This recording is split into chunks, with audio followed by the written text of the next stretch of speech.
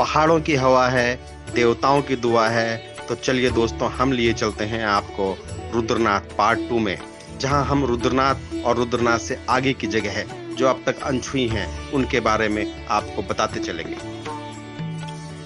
Part 1 में दोस्तों हमने जो आपको जानकारी दी थी पंच केदार के बारे में, ट्रैक के बारे में, क्या कठिनाइयाँ आती हैं उन सब के बारे में और उनको कैसे दूर किया जाए उसके बारे में। तो चलिए दोस्तों, पार्ट 2 शुरू करते हैं पनार बुग्याल से रुद्रपुरी की ओर। पनार बुग्याल से मंदिर की दूरी 11 किलोमीटर की रह जाती है। आपने ट्रैक के दौरान एक शब्द बार बार सुना होगा, बुग्याल। बुग्याल मतलब हरे घास के मैदान, और हरे घास के वो मैदान जिनमें 6 इंच या उससे ऊपर की जो घास उगती है उन क्षेत्रों को बुग्याल कहा जाता है, जहाँ पेड़ नहीं होता है और एक पूरे सरफेस पे, पूरी जगह पे हरी घास उगती है। ऐसे एरिया को बुग्याल कहते हैं। उत्तराखंड का सबसे बड़ा बुग्याल बेदनी बुग्याल है और ये पनार बुग्याल बहुत ही खूबसूरत बुग्याल है। चलिए लिए चलते हैं आपको पनार बुग्याल से आगे की ओर। बुग्याल का अंग्रेजी में मतलब होता है मिडोज, हरे घास के मैदान। रास्ते में आप ट्रैक करते हुए वाइल्ड लाइफ का भी आनंद ले सकते हैं, बर्ड वॉचिंग के साथ। वाइल्ड लाइफ में आपको हिमालयन मस्क डियर भी नजर आ सकता है, और बर्ड वॉचिंग में उत्तराखंड का स्टेट बर्ड मोनाल, जो उत्तराखंड और हिमाचल का स्टेट बर्ड है और नेपाल का नेशनल बर्ड है। ये 9 रंग की चिड़िया है। नेपाल में इसको नौरंगी डेफिया बोलते हैं।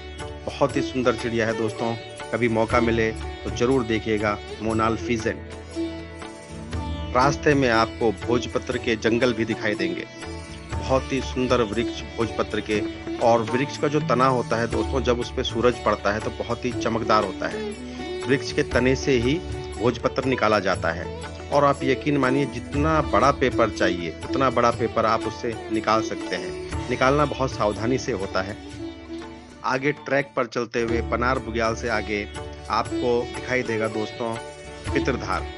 पितरधार एक ऐसी चोटी जहां से आप 360 डिग्री एंगल पे देख सकते हैं, यानी उस इलाके की सबसे ऊंची चोटी।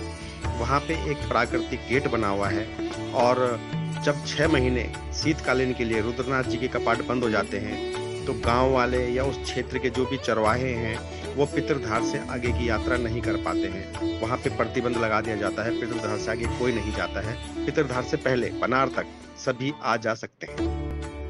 दोस्तों, पंच केदार की शीतकालीन पूजा का विवरण आपको बताते हैं।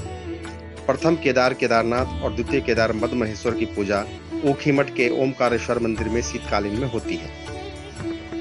तृतीय केदार तुंगनाथ की पूजा मक्कू मठ में होती है। चतुर्थ केदार रुद्रनाथ की पूजा गोपेश्वर के गोपीनाथ मंदिर में 6 महीने के लिए होती है।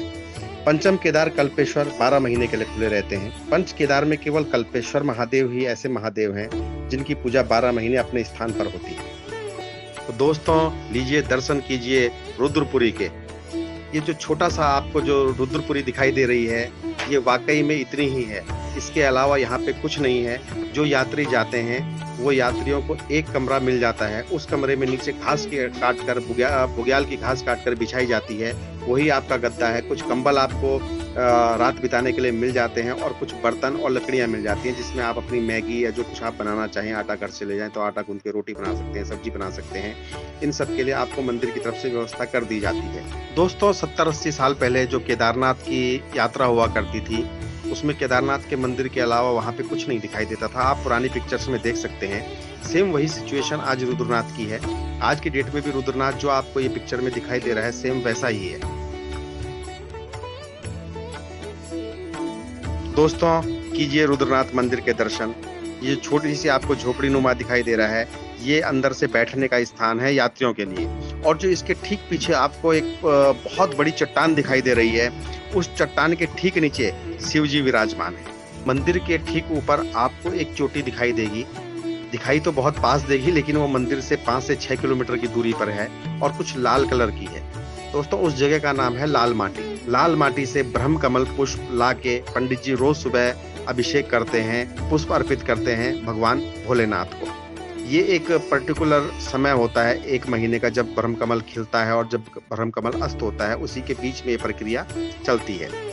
तो अगर किसी को ब्रह्म कमल के दर्शन करने हो तो लाल माटी जाके ब्रह्म कमल के दर्शन कर सकता है। लेकिन दोस्तों इतना आसान नहीं है जितना देखने में दिख रहा है। बहुत ही टफ यात्रा है लाल माटी, जो रुद्रनाथ से 5 किलोमीटर के आगे के ट्रैक पर है। रुद्रनाथ मंदिर से 100 मीटर के ट्रैक पर आपको देखने को मिलेगा दोस्तों देवकुंड, बहुत ही निर्मल शांत जल देवकुंड, और एक छोटे सा मंदिर वहाँ पे, उस मंदिर की पूजा अर्चना करते हुए अब इसी के साथ दोस्तों विदा लेते हैं इस ब्लॉग में।